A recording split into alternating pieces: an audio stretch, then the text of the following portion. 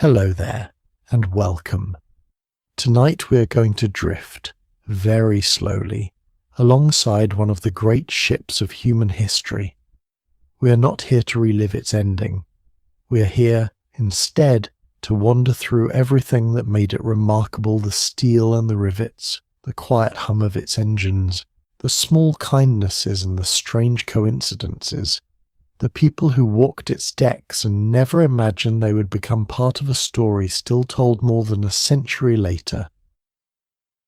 There is something deeply human about a ship like this. It was built by ordinary hands, riveted together in a cold shipyard by people who went home each night to supper and to sleep, the same as you are about to do. It carried dreams across an ocean, dreams of new lives, new countries, new beginnings, folded quietly into steamer trunks and tucked beneath narrow bunks. Tonight we will take our time with all of it, the grand and the tiny alike, the way you might walk slowly through an old house, touching the banister, noticing the dust in the light. If you enjoy these gentle journeys, I invite you to like, subscribe, or share a thought below. It helps others find their way here too, one sleepy soul at a time. Before we begin, let your shoulders soften. You do not need to hold yourself upright the way you do during the busy hours of the day. Let your jaw loosen just slightly. Let your breathing find its own slow rhythm in and out without you needing to manage it. There is nothing urgent waiting for you tonight. Nothing to solve. Nothing to remember for later. You can simply listen and let the story carry you, the way the sea once carried this great ship, patient and unhurried, mile after quiet mile. Let's begin. A dream of a ship began quietly, in offices far from any ocean. Long before a single steel plate was cut, the idea for this vessel took shape in conversations between shipping executives who wanted something the world had not quite seen before, not the fastest ship afloat, but the grandest, the steadiest, the most comfortable place a person could possibly be while crossing an ocean. It is worth pausing here for a moment to notice how every great undertaking begins this way.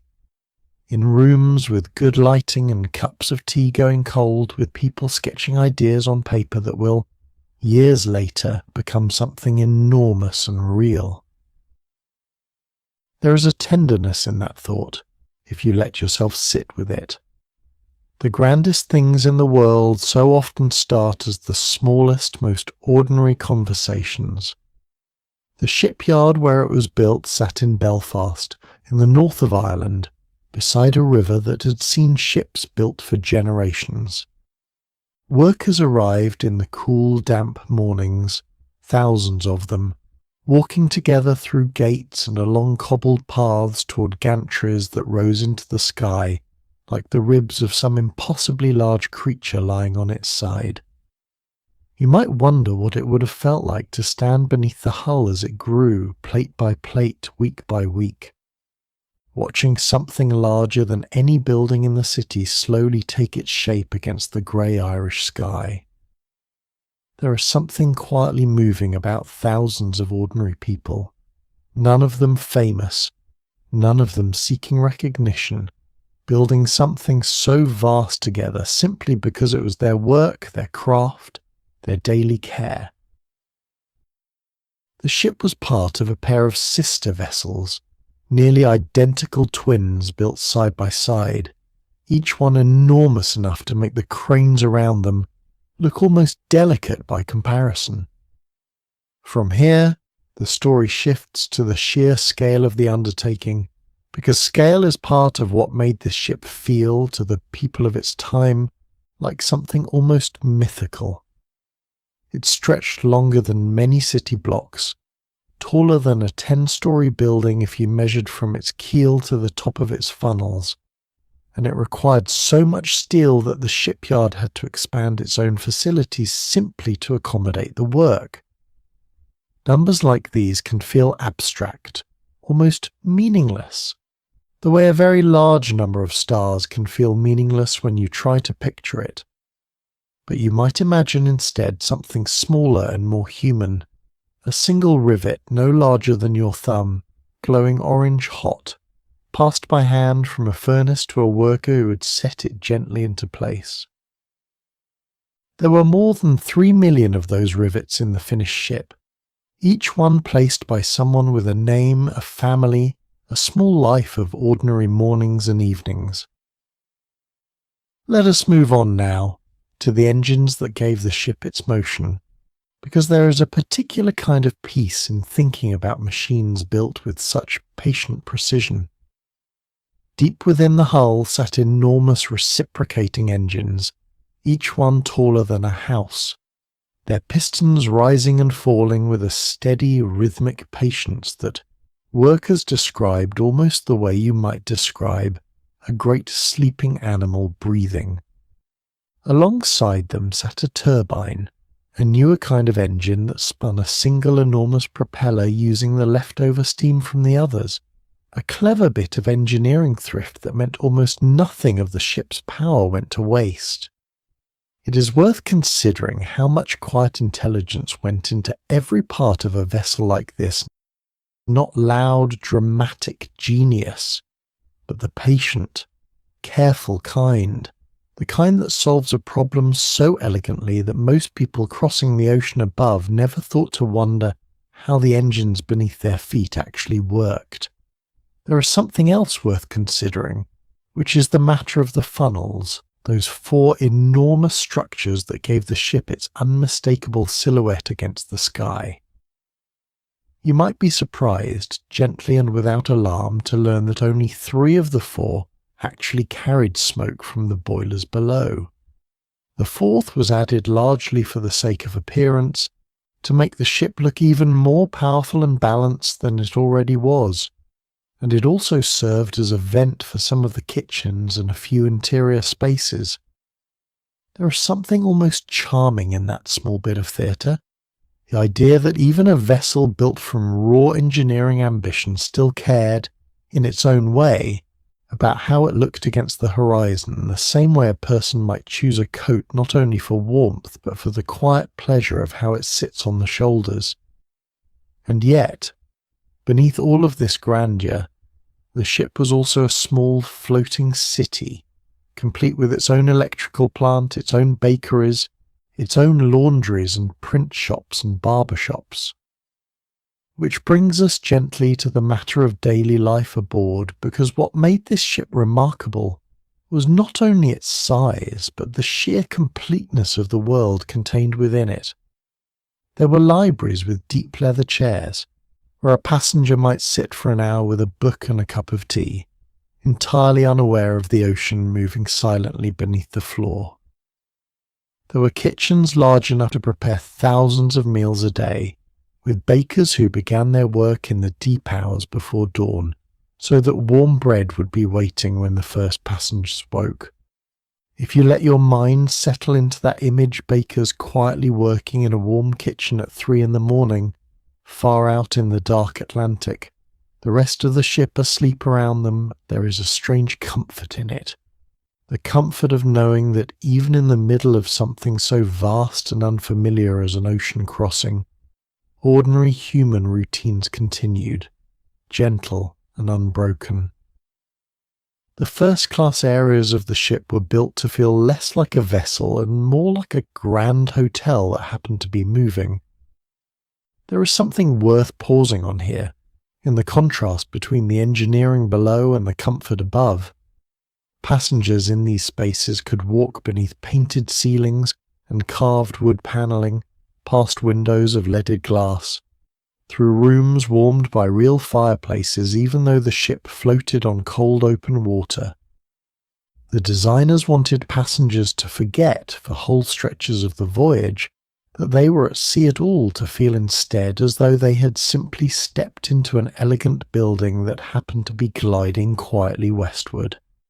It is a little like the way a warm and carefully designed room can make you forget, for a while, the weather outside the window. The comfort was not an accident. It was built deliberately and with great care, the same way a parent might tuck a blanket carefully around a child, smoothing every corner so that nothing feels unfinished. There was a swimming pool aboard, heated and filled with seawater, one of the first of its kind to exist on any ship afloat. You might picture it now, tiled and gently lit, the water rocking almost imperceptibly with the motion of the hull, passengers easing into its warmth in the middle of an ocean that stretched cold and vast for thousands of miles in every direction.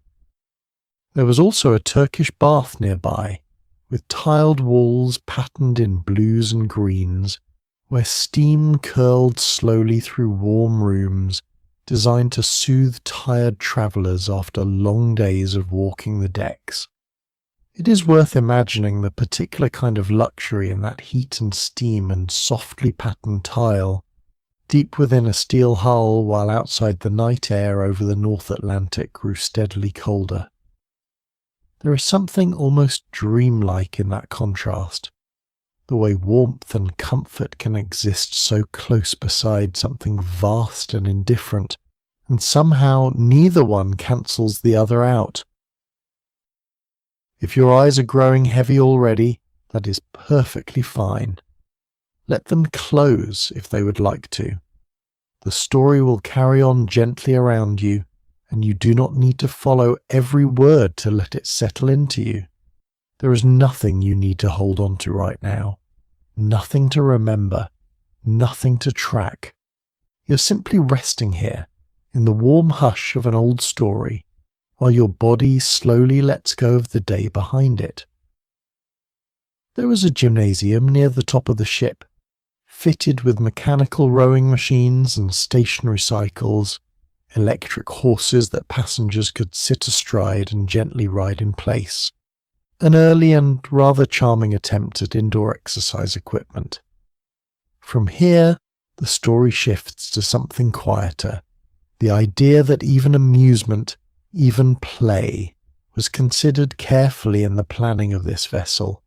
The gymnasium had wide windows looking out over the open deck, so that even while exercising indoors, a person could watch the grey-blue water passing endlessly by. It is worth pausing to consider how much thought went into making every hour of a long ocean crossing feel occupied, gentle, and unhurried, as though the designers understood, long before anyone used the words leisure or wellness, that a journey is made easier when the mind has small, pleasant things to do along the way. The third-class accommodations, often imagined as cramped and grim, were in fact considerably better than what many travellers of the era are used to on other ships. There is something worth dwelling on here because it softens a story that is sometimes told too simply. These spaces had clean cabins, shared but tidy, with real bedding and proper ventilation, along with a dining saloon where hearty, simple meals were served at set times each day. For many of the passengers travelling in this part of the ship, often families seeking a new life in a new country, this was the most comfortable journey they had ever taken in their lives, more comfortable even than their homes on land. You might sit with that thought for a moment. A ship built largely to showcase luxury for the wealthy also became, for many ordinary families, the gentlest and most generous travel they had ever known.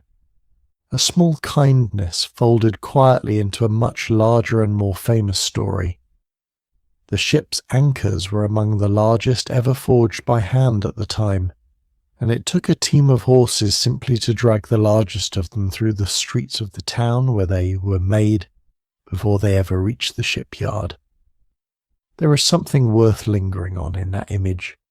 Enormous chains dragged slowly through quiet streets, watched by townspeople who had perhaps never seen anything so large pass before their doors.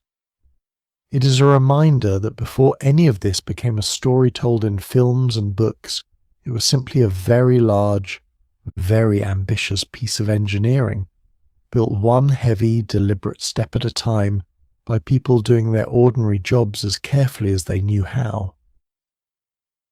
The day the ship was launched into the water for the very first time, it carried no engines, no furnishings, no passengers at all. It was simply a vast empty steel hull slipping down greased rails into the river beneath the eyes of a great crowd that had gathered to watch. You might imagine the particular hush that falls over a crowd in the moment before something enormous begins to move, the held breath, the quiet anticipation, and then the slow, the almost graceful slide of all that steel into the water, sending a wave outward that rocked the smaller boats nearby. It took mere minutes for the hull to settle gently into the river, and yet it would be nearly another year of careful, patient work before the ship was truly ready to carry anyone anywhere at all. Even the grandest journeys, it seems, begin with long stretches of unseen, unglamorous preparation. Let us move on now to the man who would command this ship on its first and only voyage, a captain widely respected and deeply experienced, who'd spent decades quietly mastering the art of guiding enormous vessels safely across enormous distances. He was, by most accounts, calm and measured in temperament, the kind of leader whose steadiness put both passengers and crew at ease simply by his presence on deck. There is a particular comfort in imagining a person like that, someone whose whole life's work had built toward a quiet, practiced confidence, standing on the bridge of the largest ship he had ever commanded, the wind moving gently through his beard as the coast of England slipped slowly away behind them. Beneath the captain, an enormous crew kept the ship moving, many of them men whose work was almost entirely unseen by the passengers above. Deep in the lowest decks, firemen and trimmers laboured in great heat, shoveling coal into furnaces hour after hour, their faces lit orange by the glow, their bodies soaked with sweat even as the cold Atlantic pressed against the hull just beyond the steel. It is worth pausing here to honour this kind of labour, so often left out of the grander parts of the story. Without these men working quietly and without applause in the deepest, hottest parts of the ship, none of the elegance above would have been possible at all. There is something almost sacred in that kind of invisible effort, the way certain people make beauty and comfort possible for others simply by doing difficult work when no one is watching. The day the voyage began, the ship eased slowly away from its dock in a southern English port, drawn by tugboats through crowded waters lined with smaller vessels and curious onlookers. As it passed, the great suction created by its enormous hull pulled at the mooring lines of a nearby ship docked close by, drawing those ropes taut until they snapped, and for a tense moment the smaller vessel swung loose and drifted dangerously close. You might feel, even now, a small flicker of held breath at that image, the way a near miss on an ordinary afternoon can feel oddly significant in hindsight. But skilled hands on both ships responded quickly and calmly. Tugboats pushed the smaller vessel safely clear, and within a short while the moment passed, becoming nothing more than an unusual story passengers would tell over dinner that evening, a small drama already folding itself gently into the larger, calmer rhythm of the voyage. From the English port the ship crossed the Channel to the coast of France, where passengers and mail were ferried out by smaller boats to be brought aboard, since the harbour there was too shallow for a vessel of such size to enter directly. There is something gentle in picturing this scene at dusk. Smaller boats gliding across calm water toward the enormous glowing hull, lanterns lit along the rails, new passengers climbing aboard into warm, carpeted corridors after a day of travel by train and by sea. From there, the ship continued on to the southern coast of Ireland, where it paused once more, this time to take aboard the last group of passengers, many of them emigrants beginning a long and hopeful journey toward a new life across the ocean, It is worth imagining what that final glimpse of home might have felt like for them. The green hills slowly receding into mist behind the ship's wake, carrying with them a kind of quiet, determined hope that still feels deeply human more than 100 years later.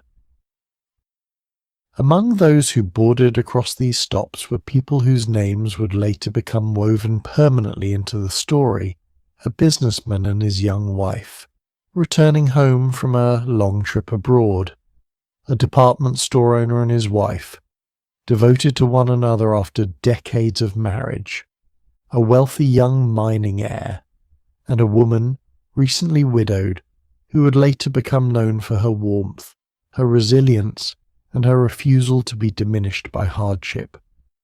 There is something worth dwelling on in the ordinariness hidden inside each of these grand-sounding descriptions. Before they were figures in a famous story, they were simply people boarding a ship, checking their luggage, finding their cabins, perhaps feeling that particular flutter of excitement that comes with the beginning of any journey, whether across an ocean or simply across town. If your breathing has settled into something slow and easy by now, that is exactly right. There is no need to follow every detail closely. Let the voices and the images move past you the way scenery moves past a train window at night, half seen, half imagined, entirely safe. You're not required to stay awake for any part of this. Sleep, if it comes, is always welcome here. Aboard the ship, a small team of wireless operators worked in a dedicated room near the top deck, sending and receiving messages using a relatively new technology that allowed ships to communicate across great distances without any wires connecting them at all. It is worth pausing on how remarkable this would have felt to people of the time. The idea that a message could leap invisibly through the air itself carried on signals no one could see or touch, arriving moments later on a ship hundreds of miles away. The two young men who operated this equipment worked in shifts around the clock, sending personal messages from wealthy passengers eager to stay in touch with friends on shore, a kind of early glowing ancestor of the instant messages we send so casually today. There is a quiet symmetry in that, a reminder that the desire to stay connected to the people we love across any distance is not a new feeling at all, but a very old and very human one. As the voyage continued westward across the Atlantic, the wireless room also began receiving something else: quiet, almost routine warnings from other ships about ice drifting unusually far south that season. These messages arrived steadily throughout the journey, noted and passed along through the ship in the ordinary course of business, much the way a weather report might be noted today. It is worth saying gently here that none of this, in itself, was considered alarming. Ice in the North Atlantic during this season was a known and expected hazard, something experienced captains had navigated safely countless times before. The warnings were simply part of the season, woven into the routine fabric of any spring crossing, much like rain expected on a cloudy day. The sea on the final evening of the voyage was unusually, remarkably calm, flat and glassy, almost like dark silk stretched from horizon to horizon, without a single visible wave. You might think, at first, that calm water would make any hazard easier to see, and in most cases you would be right. But it is worth pausing here gently to consider the strange and quiet irony of that particular night. Without waves breaking against anything in the water, there was no white foam, no small disturbance to catch the eye in the dark and announce the presence of ice from a distance. The very calmness that might have seemed reassuring instead removed one of the natural signals sailors had long relied upon, a small, easily overlooked detail that would matter more than anyone aboard could have known in that quiet, starlit evening. High above the deck, in a small lookout post fastened to one of the masts, 2 crewmen kept watch over the dark water ahead, their eyes adjusting slowly to the night the way anyone's eyes do when staring for hours into darkness. The air that night was unusually cold and still, the kind of stillness that seems to hold its breath, and the stars above were said to have been extraordinarily bright and numerous, undimmed by any moon. There is something worth sitting with in that image. 2 men, bundled against the cold, suspended high above an ocean so calm it barely made a sound, beneath a sky so clear it seemed close enough to touch. Whatever happened next, in that particular moment there was still only quiet beauty, vast and silent, the kind of beauty that asks nothing of you except to notice it. It was in this hush, close to midnight, that the lookouts noticed something dark rising ahead in the water, a shape darker than the night around it, slowly resolving itself into the unmistakable form of an iceberg. There is no need for the telling of this moment to feel urgent or frightening, even though it is, in the larger story, an important turn. The bridge was alerted, the wheel was turned, and the great ship began the slow process of changing course. A process that, for a vessel of such enormous size and momentum, could never happen quickly no matter how skilled the hands at the helm. You might imagine it a little like trying to gently redirect a very large, very slow-moving cloud possible, but never instant, never sharp, always taking longer than the heart might wish. The ship grazed alongside the ice rather than striking it directly head-on, and to many passengers below the contact felt like little more than a faint shudder, a soft scraping sound, barely enough to interrupt a card game or a quiet conversation in the lounge. It is worth noting how undramatic this moment felt to almost everyone aboard in those first minutes. Some passengers later said they assumed the ship had simply lost a propeller blade, a minor mechanical matter, nothing more. There is something gently humbling in that detail, a reminder of how quietly significant moments can sometimes announce themselves, almost too softly to notice at first. The way a single quiet sentence in an ordinary conversation can later turn out to have changed everything. Below the waterline, however, the contact with the ice had opened a series of long, narrow gaps along the hull, allowing cold seawater to begin entering several of the forward compartments at once. The ship had been built with a system of watertight compartments specifically designed to keep it afloat even if several of them flooded, a thoughtful and genuinely advanced safety feature for its time. From here, the story shifts to a quiet technical detail that mattered more than anyone could have anticipated. The walls between these compartments did not rise all the way to the top deck, but stopped some distance below it, meaning that if enough compartments filled, water could eventually spill over the tops of the walls from one space into the next, the way water might spill gently over the lip of one ice cube tray into another beside it.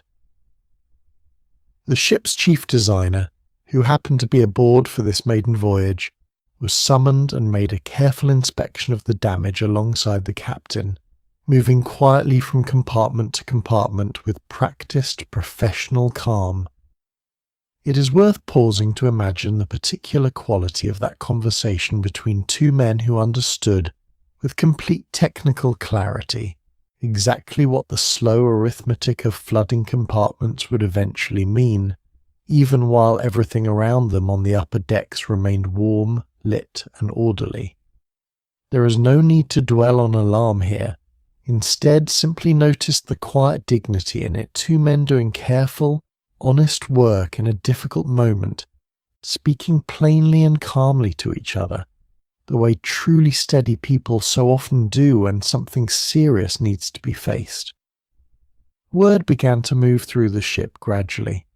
passed from officer to steward to passenger in the unhurried, almost gentle way that important news sometimes spreads aboard a large vessel at night. Many passengers, woken from sleep, dressed slowly and somewhat reluctantly, uncertain whether the precaution was truly necessary, gathering warm coats and life vests with the slightly bemused patience of people who suspect they may simply be returning to their warm beds within the hour. There is something tender in that uncertainty, not yet knowing the shape of what is unfolding, and choosing, quite reasonably, to remain calm because calm has always served well before. The lifeboats carried aboard the ship, when later counted, numbered fewer than would have been needed to carry everyone aboard that night, a fact that reflected the maritime regulations of the era, rather than any particular oversight specific to this ship alone. It is worth saying gently that the number of lifeboats required by law at the time was based on a ship's total tonnage, rather than the number of people it could carry, an old and outdated formula that had simply never been updated to match how large ships had grown. In fact, this particular ship carried more lifeboats than the regulations of the day actually required, even though in hindsight that number was clearly not enough. There is a quiet and important lesson folded into that detail about how the rules that guide us can sometimes lag behind the world they were meant to protect, not from carelessness, but simply from the slow, uneven pace at which understanding catches up to change. As the lifeboats began to be lowered, the long-standing maritime custom of placing women and children first into the boats was followed, with officers on different sides of the ship interpreting that custom with varying degrees of strictness throughout the night. There is no need to linger here on fear. Instead, notice the countless small acts of quiet courage that unfolded in these hours, husbands gently helping wives and children into boats before stepping back themselves, stewards calmly guiding frightened passengers through unfamiliar corridors, officers maintaining order with steady voices even as uncertainty grew around them. It is worth remembering that in nearly every account from that night, what stands out most clearly, even now, is not panic, but a remarkable, almost startling steadiness among so many of the people involved, a kind of grace under enormous pressure that still moves people who read about it today. The ship's musicians, a small ensemble of skilled players, gathered on the deck and continued playing through much of that long night, offering calm, familiar melodies into the cold air as the boats were lowered around them.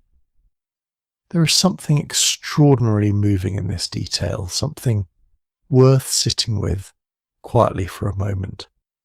These men chose, in the hours that mattered most, to keep doing the gentle, beautiful work they had always done, offering music as a kind of steady comfort to everyone around them, asking for nothing in return. It is a little like the way a single candle in a dark room does not banish the darkness entirely, but somehow makes the space feel less frightening simply by its presence. Their music became, for many survivors, one of the most lasting and tender memories of that entire night. There was another ship, not far away across the dark water that night, close enough that some aboard the larger vessel could see its lights glowing faintly on the horizon. For reasons that remain debated even now among historians, that nearby ship did not come to help in those critical hours, its own wireless operator having gone to sleep for the night just before the distress messages began. It is worth holding this fact gently rather than with frustration, because hindsight has a particular talent for making missed chances feel larger and clearer than they ever could have seemed in the moment. What it gave the world, in the end, was an important and lasting lesson about the value of staying reachable, staying awake to the needs of others even when our own night feels quiet and uneventful.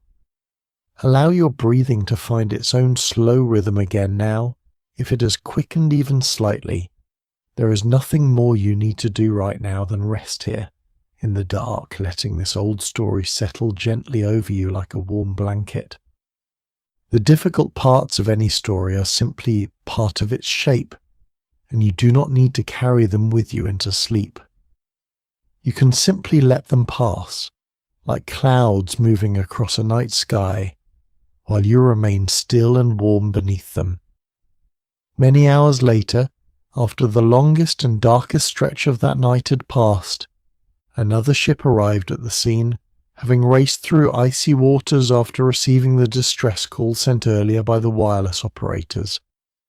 Its crew worked through the cold early morning hours, carefully bringing aboard the survivors who had spent those long hours adrift in lifeboats on the dark, silent ocean.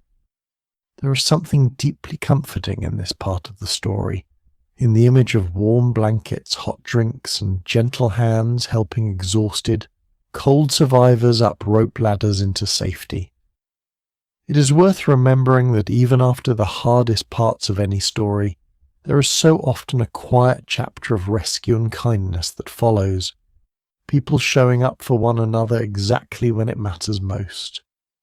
In the weeks that followed, formal inquiries were held on both sides of the Atlantic, with officials, surviving crew members, and passengers called to testify about everything that had happened that night. There is something quietly remarkable in how seriously this work was taken, how carefully investigators tried to understand not just what occurred, but why, and what might be learned from it. It is worth pausing to consider how often the most meaningful change comes not from the event itself, but from the patient, careful work that follows it.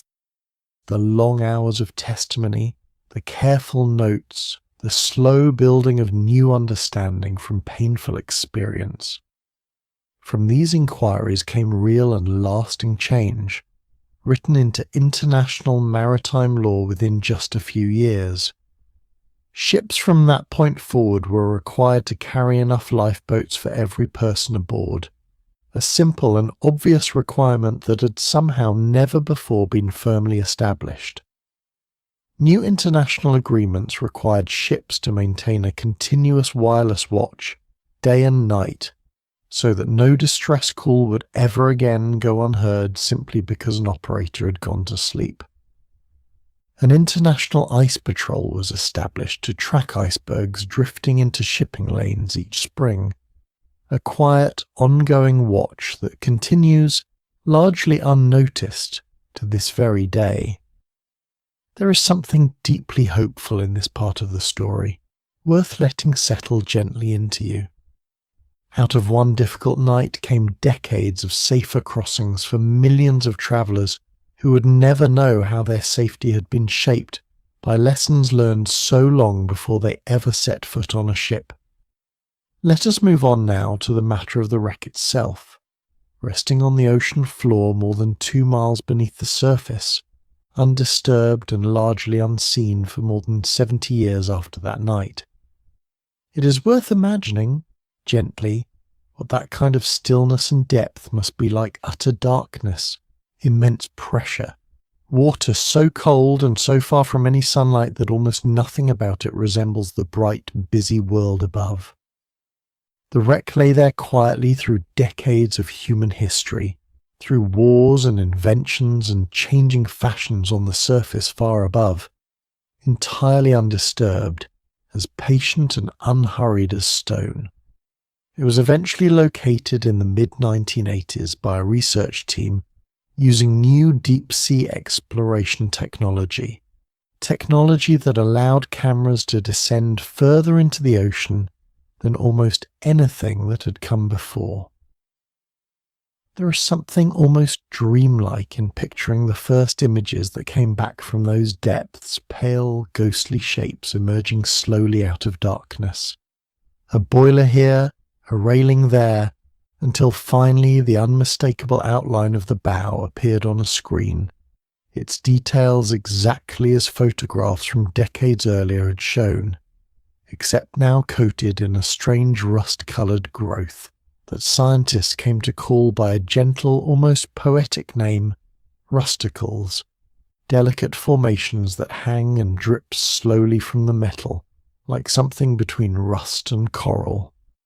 The discovery of the wreck did not bring triumphant excitement so much as a quiet, almost reverent hush among the team who found it, several of whom later described holding a small private moment of silence once the cameras confirmed what they had found. It is worth pausing to honor that instinct, the quiet human impulse to treat even a long-buried piece of history with the same gentleness you might offer a resting place, because in many ways that is exactly what it had become. In the years since its discovery, scientists have studied the wreck carefully to understand how the deep ocean slowly reclaims even the largest things humans build. The same bacteria responsible for those gentle, rust-colored formations are slowly consuming the metal of the hull, a process so unhurried that researchers estimate it may take many more decades before significant portions of the structure collapse further into the seafloor. There is something quietly beautiful in that thought, if you allow yourself to sit with it without sadness. Nothing in the natural world rushes to erase what came before it. The ocean, like time itself, simply continues its patient, steady work, neither cruel nor careless, simply constant, the way tides continue to rise and fall, whether or not anyone is there to watch them. The story of this ship has continued to live on in the decades since, in books and films and museum exhibits, visited by millions of people who never crossed paths with anyone who sailed upon it. It is worth wondering, gently, why a single ship from so long ago continues to hold such a steady grip on human imagination more than a century after that night. Perhaps it is because the story contains, in such a compact and vivid form, so many of the things that have always fascinated human beings' ambition and humility, comfort and danger, love and loss, the vast power of nature beside the smaller, more fragile power of human invention. It is a little like the way certain old songs or old photographs continue to move us, not because they're unique in their sadness or their beauty, but because they capture something true about being human in a way that simply does not fade with time. There is something else worth considering here, a smaller, gentler thread within the larger story. The objects recovered from the wreck and from the sea around it in the years since its discovery. Personal items have been carefully retrieved, and preserved pocket watches stopped at the exact moment water reached them, spectacles still folded as though set down only a moment ago, a child's toy, a deck of playing cards, a leather wallet still holding faded paper documents inside. There is a particular tenderness in objects like these, worth pausing over gently.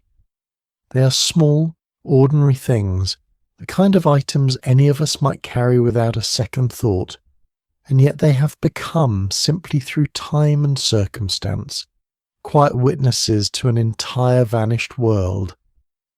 Holding such an object, even through a museum case of glass, is a little like holding hands across more than 100 years. There is nothing you need to hold on to right now. Let your shoulders drop a little further if they have risen at all while listening.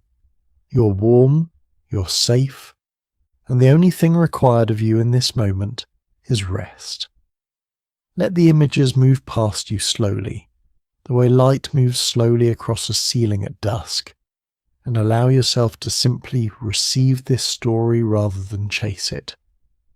Among the passengers whose stories are still told today was a woman who had been recently widowed and was returning home from a long trip abroad when she boarded as a first-class passenger. After surviving the sinking in one of the lifeboats, she went on to live a long and remarkably vibrant life, becoming known for her warmth, her humour, and her quiet determination never to be defined by the hardest night of her life. There is something deeply comforting in stories like hers, worth letting settle gently into you. Even the most difficult chapters of a life are rarely the whole of it. So often, what follows is decades of ordinary joy, friendship, and purpose, stretching far beyond any single night, however significant it may have seemed at the time. There was also a department store owner, deeply devoted to his wife of more than 40 years, who was offered a place in a lifeboat and declined it, choosing instead to remain aboard so that younger men might take his place, while his wife, in turn, chose to remain beside him, rather than leave without him. There is no need to dwell on sadness in this story. Instead, it is worth pausing simply to notice the quiet, steady devotion at its centre, the kind of love that, even after decades together, chooses the other person without hesitation, without performance, simply because that is what love, in its truest and gentlest form, has always looked like. Their story has been told and retold for more than a century, not because it is unique in its sorrow, but because it speaks so plainly to something tender and true that lives in nearly every long devoted marriage. A young mining heir aboard that night, only in his early 20s, gave his life vest and his place in helping others rather than securing his own escape, and was remembered afterward by survivors for his calm, steady presence in those final hours. It is worth noticing, gently, how many of the stories that have endured from that night are not stories of fear, but of quiet generosity, ordinary people choosing kindness in the most uncertain of circumstances. There is something worth carrying with you from that, even into sleep tonight, the reminder that in difficult moments it is so often our smallest, gentlest instincts toward one another that we remember longest and most fondly. Icebergs themselves carry a quiet history of their own, long before they ever drift into the path of any ship. They begin their lives not as ice formed from frozen seawater, but as ancient snow compressed over centuries into dense glacial ice high on the coast of Greenland, before slowly breaking away into the sea in a process scientists call calving. There is something worth pausing on in that word, calving, which is also used to describe the birth of young animals, as though even scientists could not resist the gentle, almost tender image of something new being released into the world. The ice that broke away and drifted south that particular spring may have begun forming as snow many hundreds, even thousands of years earlier, falling quietly onto a glacier long before anyone living at the time of the voyage had even been born. This kind of ice is remarkably dense and old, often appearing in shades of pale blue rather than white, a colour that comes from the way sunlight passes through ice that has been compressed so thoroughly that nearly all of the trapped air has been squeezed out of it over centuries. It is worth imagining that colour for a moment, a deep glassy blue glowing faintly even in darkness, drifting slowly and silently through the cold Atlantic on a current that carried it, patiently for perhaps a year or more, from the glaciers of the far north down into the shipping lanes of the open ocean. There is something almost humbling in the idea that the ice involved in that night had been forming, slowly and invisibly, for far longer than any ship, any city, any single human life. Only about 1/10 of an iceberg's mass typically shows above the surface of the water, the rest hidden quietly beneath, dense and pale and enormous in the dark. This is, in fact, where the familiar phrase about seeing only the tip of something comes from, a phrase so commonly used today that most people who say it have likely never paused to consider where it began. It is worth letting that small detail settle gently into you, the way so much of language carries old stories inside it, hidden the same way most of an iceberg is hidden, just beneath the visible surface of our everyday words. Let us move on now to the matter of the steel itself, which scientists and engineers have studied closely in the decades since the wreck was found, curious about exactly how the hull behaved when it met the ice that night. Metal of any kind becomes more brittle as it grows colder, a quiet and fairly ordinary fact of physics that nonetheless mattered enormously in the icy waters of that particular night. Researchers who examined recovered pieces of the hull found that the steel, by the standards of materials used many decades later, contained slightly higher levels of certain impurities, which may have made it somewhat less flexible in such cold conditions than steel produced today. It is worth saying clearly that shipbuilders of that era were using the very best steel available anywhere in the world at the time, crafted with great skill and care. Modern materials science has simply allowed later generations to understand, with gentle hindsight, a little more about why the damage unfolded the way it did, not as a judgment on the builders, but as one more small piece of a much larger, evolving understanding of the physical world. There is something else worth considering here, something easy to forget amid the larger sweep of the story. The ship also carried a great deal of ordinary cargo and mail that night, tucked away in its lower holds alongside the luggage and personal belongings of its passengers. A team of postal workers, employed specifically to sort and manage international mail while at sea, worked steadily in a dedicated mailroom throughout the voyage, and in the ship's final hours, several of them were last seen still working to move mail sacks to higher decks, doing their quiet, dutiful work until the very end. It is worth pausing to honour this small, easily overlooked detail, the way certain people simply continue doing their steady, careful work for as long as they possibly can, not out of obligation alone, but because care, once it becomes a habit of the heart, does not easily let go. Aboard the ship, as on many vessels of that era, there were also a small number of animals, including a cat who lived in the galley and was known among the crew for her calm, watchful presence near the warm ovens. There is a gentle bit of folklore, often retold, that this particular cat chose to leave the ship during one of its earlier stops along the journey, carrying her kittens off quietly into the arms of a crew member who was disembarking there, as though some old instinctive sense had stirred in her. Whether or not the story is entirely accurate in every detail, it has been told and retold for generations, the way certain small, tender stories often are, less because they can be perfectly verified and more because they offer a small, comforting shape to hold within a much larger and harder story. If you find your thoughts drifting now, simply let them drift. There is no need to pull them back into focus. Picture, if you like, warm lamplight and soft carpet, the gentle creak of polished wood, the distant comforting hum of an engine far below, steady as a heartbeat. You're not required to follow this story any further than feels easy. Rest is always the most welcome outcome here. The ship had two sister vessels, built in the same shipyard around the same time, each one slightly different in its final details, but unmistakably part of the same proud family of ships.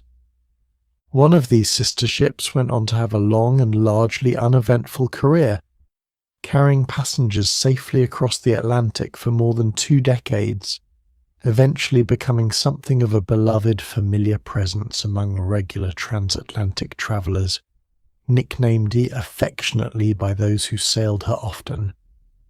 There is something quietly comforting in that, worth letting settle into you gently. Not every story that begins beside tragedy is destined to end in it. So often, the larger ongoing story continues on quietly nearby, safe and steady, even while one particular chapter becomes the one most often remembered. The other sister ship, completed slightly later, was converted during a time of global conflict into a hospital ship, painted white with large red crosses along its hull, carrying wounded soldiers safely home rather than wealthy travellers across calm peacetime waters. It too was eventually lost at sea, though under very different circumstances, struck by a hidden hazard in waters far from where its more famous sibling had gone down years before. It is worth pausing simply to notice the strange, quiet symmetry in that two sister ships from the same shipyard, the same proud family of steel and rivets, each eventually finding their way to a resting place somewhere beneath the waves, separated by years and oceans, yet connected always by the same patient hands that built them both. Let us turn our attention now to the many stewards and stewardesses who worked aboard, whose names are rarely remembered individually, yet whose quiet, attentive labour shaped nearly every passenger's daily experience of the voyage. These were the people who made beds, carried trays, answered late-night calls for tea or extra blankets, who learned the particular preferences of dozens of passengers within just a few short days and quietly, gently met them, time and again, without complaint or fanfare. It is worth pausing here to honour this kind of work specifically, the work of attention and care that so rarely makes its way into the grander tellings of any large story. There is a particular kind of grace in being the person who notices what others need before they ask for it. And so many of the people aboard that ship in ordinary uniforms doing ordinary jobs carried exactly that grace with them through every long day and night of the voyage. Navigation across the open ocean in that era relied on a careful, age-old blend of mathematics and the night sky, officers using sextants to measure the angle between the horizon and familiar stars, calculating the ship's position with patient, practiced precision. There is something deeply soothing in imagining this particular skill, an officer standing quietly on deck in the cold night air, a small brass instrument raised gently to one eye, translating starlight into numbers, numbers into position, position into the quiet confidence of knowing exactly where, in all that vast darkness, the ship actually was. It is a little like the comfort of a familiar song, the way the same stars that guided sailors thousands of years before still hung steadily overhead that night, patient and unchanged, offering their quiet light to anyone who knew how to read it. The wireless technology aboard the ship was, in many ways, still in its early childhood, having been invented and refined only a little more than a decade before that particular voyage. It is worth pausing on how quickly the world had begun to shrink in those years, ships at sea suddenly able to speak to one another and to the shore across distances that would have seemed impossible only a generation earlier. The two young operators aboard worked for a private company, rather than for the ship's owners directly, spending long hours each day sending personal telegrams for wealthy passengers eager to share news of the crossing with friends and family waiting at home. There is something almost touching in picturing those ordinary cheerful messages, snippets of small talk and good wishes leaping silently through the night air between ship and shore, entirely unaware of what the following hours would hold. For the many emigrant families travelling in the lower decks of the ship that week, this voyage represented something enormous and deeply personal, the culmination of months or even years of careful saving, difficult goodbyes and quiet, determined hope. Many were leaving behind everything familiar: language, landscape, extended family, the particular smell of a childhood kitchen in pursuit of opportunity in a new country they had never seen. It is worth pausing to sit with the sheer scale of that courage, the willingness to cross an entire ocean toward an unknown future, carrying little more than a single trunk and a great deal of hope. Whatever else this story holds, it is worth remembering that for so many of the people aboard, That week represented not danger but possibility, the brightest and most hopeful chapter of their lives so far. The riveters who built the ship's hull worked in small teams, each team made up of several specialized roles working together in close, practiced rhythm, one to heat the rivet in a small portable furnace, one to catch it in a leather bucket and pass it quickly into place while it was still glowing hot, others to hammer it firmly into shape before it cooled. It is worth imagining the particular music of that labor, the rhythmic clang of hammers echoing across the shipyard from dawn until dusk. Hundreds of these small teams working in parallel along the length of the growing hull, their combined efforts slowly closing, plate by plate, rivet by rivet, into the smooth steel skin of the finished ship. There is a quiet beauty in skilled, repetitive labor performed well, the kind of beauty that rarely gets remembered by name, yet without which nothing larger could ever be built at all.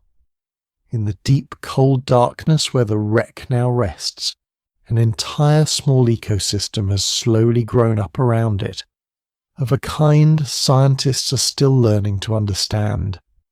Strange, pale crustaceans move slowly across the rusted metal, and certain deep-sea fish, adapted to total darkness and crushing pressure, drift occasionally past the wreck's vast, silent silhouette, entirely indifferent to its history. It is worth letting this image settle gently into you. The idea that something built with such human ambition and grief has, over the decades, simply become a part of the natural world again, providing shelter and structure to creatures who know nothing at all of ships or oceans crossed or stories told above the waves.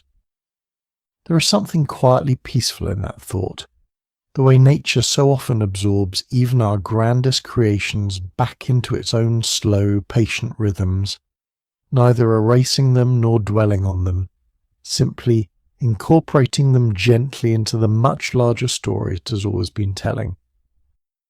You're in no hurry, neither is this world we're exploring together. If your mind has wandered far from these words by now, that is exactly as it should be. Let it wander further still. There is nothing here that requires your full attention, nothing you will be tested on, nothing you need to hold tightly. Only this slow, steady voice, moving gently onward, like water finding its way patiently around every stone in its path. In the decades since that night, the lessons learned from it have quietly shaped nearly every ocean voyage taken since, in ways most modern travellers never think about at all. Cruise ships and cargo vessels alike now carry lifeboats sufficient for every soul aboard, conduct regular safety drills before ever leaving port, and maintain constant radio contact with shore and with other vessels nearby, day and night, without exception. It is worth pausing to consider how much quiet safety, taken entirely for granted today, traces its roots back to lessons learned the hardest possible way more than a century ago. There is something hopeful, even tender, in recognizing that difficult chapters in history so often leave behind, eventually, a kind of inherited care, gifted forward to strangers who will never know the names of the people whose experience shaped it. Museums around the world now hold careful, respectful exhibits dedicated to this story, displaying recovered artifacts beside detailed models of the ship, alongside the photographs and letters of the people who sailed upon it.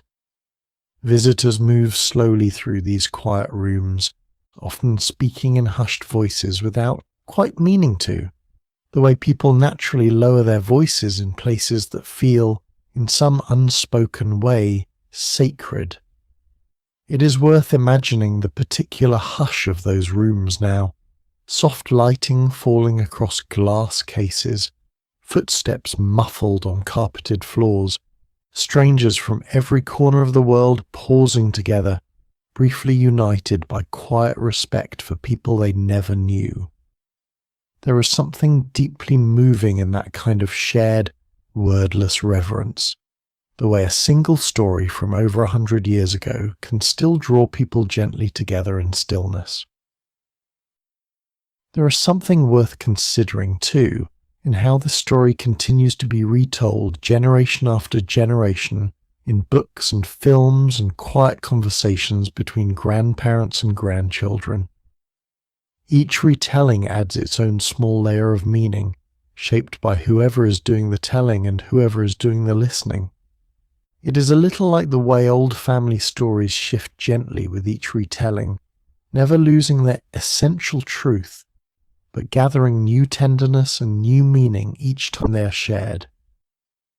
Perhaps that is part of why this particular story has endured so steadily for so long, not because it offers easy answers, but because it offers again and again a quiet mirror in which each new generation can see something true about courage, about love, about the fragile, remarkable nature of human ambition meeting the vast and ancient patience of the sea.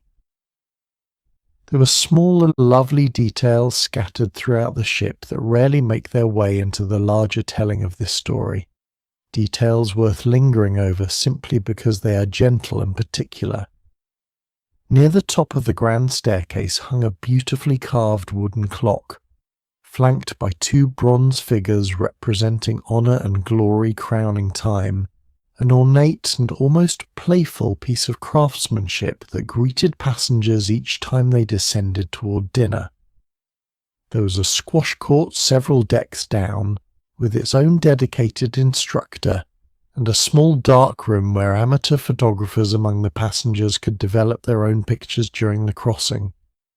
It is worth pausing to imagine a passenger, perhaps a young man travelling alone for the first time, ducking into that small dark room under red light to watch his own photographs of the ship's railings and the wide grey sea slowly emerge on paper, a quiet, private little ritual carried out in the middle of an enormous, bustling vessel.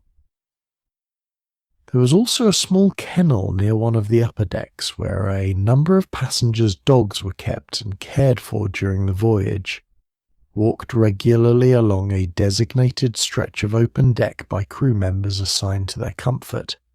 Several of these dogs, small enough to be carried easily, were brought into lifeboats alongside their owners on that final night, tucked quietly beneath coats or blankets, their presence offering a small warm comfort in an otherwise frightening and uncertain hour. There is something tender in that detail, worth letting settle gently into you. The way even in the midst of something enormous and overwhelming, people instinctively reached for whatever small warmth and comfort was nearest to them, including the quiet, steady presence of an animal they loved. The ship even printed its own small daily newspaper, compiled each morning from news received overnight by wireless and distributed to first-class passengers along with their breakfast, so that even far out at sea travellers could feel gently connected to the wider world they had left behind. It is worth imagining a passenger unfolding that thin, freshly printed sheet over coffee and warm rolls, glancing over stock prices and sporting results from cities thousands of miles away, the ordinary rituals of daily life carried faithfully forward even in the middle of the vast indifferent ocean. There is a quiet comfort in routines like this, the way small familiar rituals can make even the strangest circumstances feel, for a little while, gently normal. Let us move on now to a detail often misremembered in the retelling of this story, worth correcting gently and without alarm. It is sometimes said that the ship's builders had proudly proclaimed it entirely unsinkable, and that this overconfidence somehow caused the disaster itself. In truth, the phrase appears to have originated mostly in trade publications describing the ship's advanced safety features in admiring technical language, only later growing, through retelling after retelling, into the bold, sweeping claim people now remember. It is worth pausing on how stories naturally grow and shift over time, the way a small, careful technical compliment can slowly become, through 100 years of retelling, something much larger and more dramatic than it ever truly was. There is something gently instructive in that, a reminder to hold even our most familiar stories a little loosely, open to correction, open to nuance. Similarly, the question of exactly which piece of music the ship's small orchestra played in its final minutes has never been fully and certainly settled, with different survivors recalling different melodies in the years afterward. It is worth resisting the urge to pin down an exact, tidy answer here. Memory, especially memory formed in moments of such overwhelming emotion, rarely works with perfect precision, and that uncertainty does not diminish the truth or the beauty of what those musicians did. It simply reminds us gently that some details of any story remain soft around the edges, and that this softness is not something to resolve, but something to accept with the same patience the ocean itself seems to hold. The water that night was extraordinarily cold, several degrees below the freezing point of fresh water, kept liquid only by the salt within it, and survival in water that cold was measured sadly in minutes rather than hours. There is no need to dwell on this fact with anything but quiet acknowledgement. It is simply part of the physical truth of that night, one more piece of the larger, careful understanding that later shaped decades of improved safety equipment, immersion suits, and rescue protocols for sailors everywhere.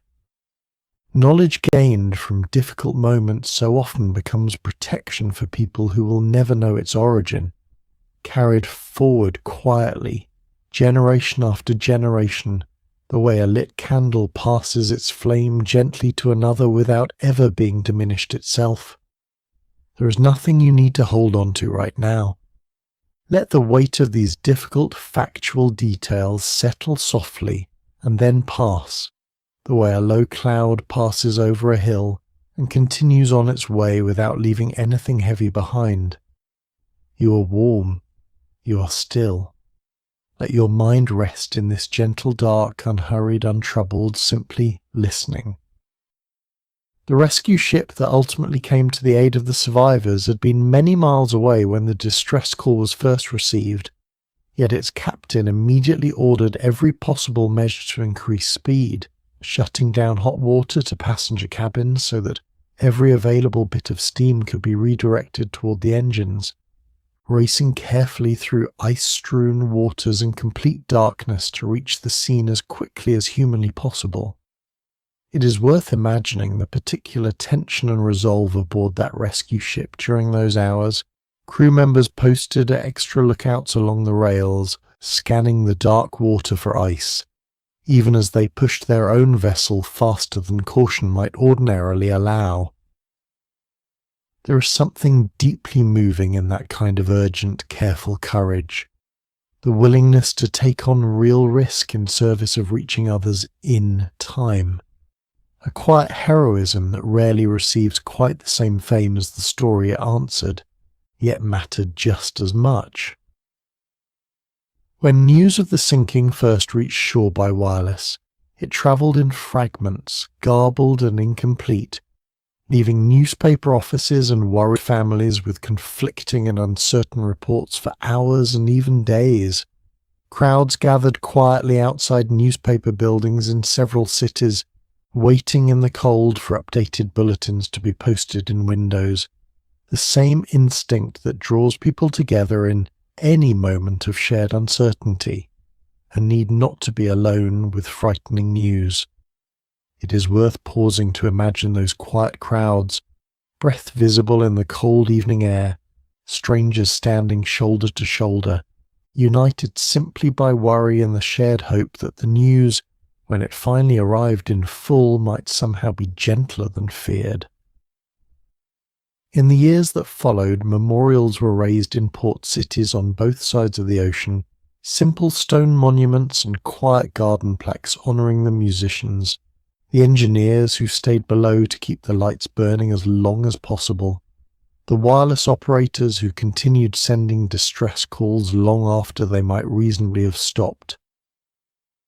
It is worth pausing here gently to imagine these small, quiet memorials as they stand today, often passed by busy commuters who may not even glance up to read them, and yet there, steady and unmoving, holding their quiet vigil through rain and sun and the slow passing of generations. There is something comforting in the idea that remembrance does not require constant attention to remain meaningful. Sometimes it is enough simply to exist quietly, ready to be noticed again whenever someone pauses long enough to read the words.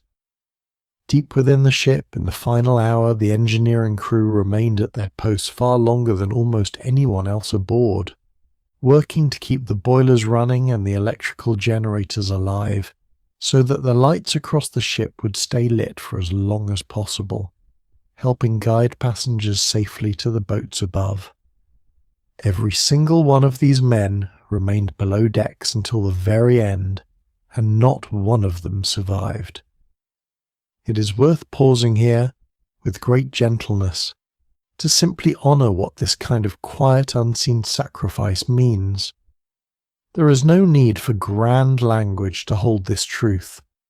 These were ordinary working men who chose, in their final hour, to keep doing their steady, careful work so that others might have a better chance, asking for nothing, expecting no recognition, simply continuing because continuing was what their work and perhaps their character required of them. It is worth pausing also to consider gently the patterns researchers have studied in the decades since regarding who survived that night and who did not, patterns shaped heavily by where on the ship a person happened to be staying, by their proximity to the lifeboats, and by the social customs of the era that placed women and children first into the boats wherever officers enforced that practice. Survival, that night, was never a matter of merit or worth. It was shaped instead by location, by timing, by the particular officer nearby, by small and largely arbitrary circumstances that no one aboard could have controlled or predicted. There is something worth sitting with in that, a gentle reminder that so much of what happens to any of us in any given moment rests on forces far larger and far less personal than we often imagine, and that this truth, rather than being frightening, can also be quietly freeing, releasing us from the need to find blame or meaning in every small turn of fortune. Among the youngest passengers aboard that night was an infant only a few weeks old, travelling with her parents and older brother in third class, who survived the sinking in one of the lifeboats and went on, remarkably, to live a long and full life spanning nearly a full century afterward. She would later become known, in her later years, as one of the last living people who had actually been aboard that night, giving gentle, thoughtful interviews about a night she was, in truth, too young to remember firsthand, carrying instead her family's memories forward on their behalf. There is something quietly beautiful in that role, the keeper of a story too large for any one person's own memory, carried forward with care simply because someone needs to hold it, gently, for everyone else. You've been here long enough tonight. You can go now. Sleep well, and good night.